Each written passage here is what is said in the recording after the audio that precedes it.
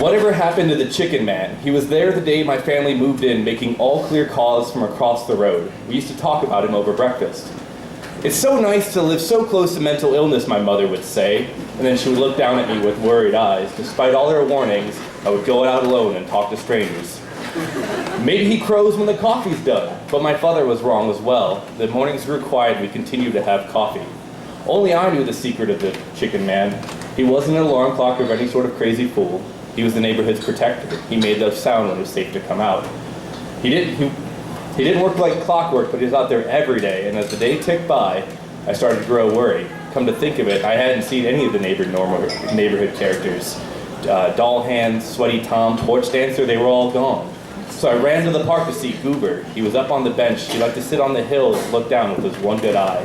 When I asked him about the chicken man, he laughed. He said, "Chicken man?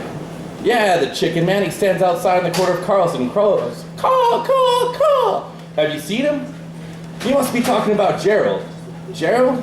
Yeah, Gerald.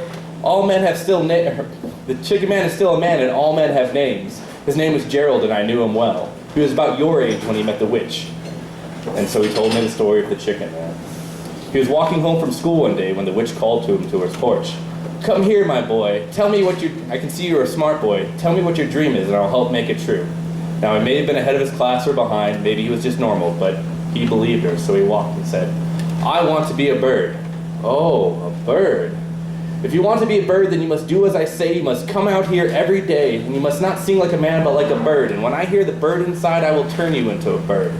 She gave him a pat on the back and a kiss on the head, and that night the witch's kiss unpacked brilliant images into his dreams. He flew through the trees, he cracked berries in his beaks, he perched on a branch, and then he let out a song both loud and true.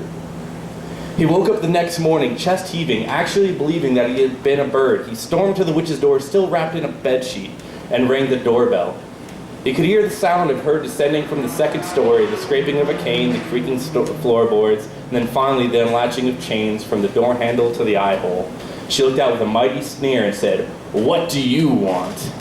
He said, "My name is Gerald and I want to be a bird." And then he let out his song.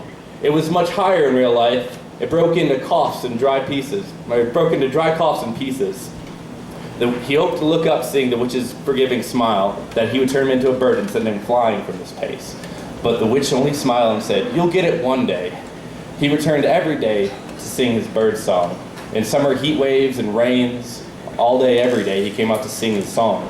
It got to the point that the witch was so old that she couldn't come to the door anymore, so she opened her window and he would sing from the street corner, looking up to see for her approval. It went on so long that he finally must have gotten the nod and flew away from this place. I looked at Goober, confused. I couldn't believe him. He seemed honest about it. "You mean to tell me that the witch actually turned him into a bird?" "Personally, I like to think he earned it. But yeah, that's it. He still sings too. Flies right up to her sill and sings. Brings a tear to my eye every time." It was amazing. Still couldn't believe it. So I walked away amazed. The chicken man had turned into a man, but more importantly, the witch was still alive. Thank you.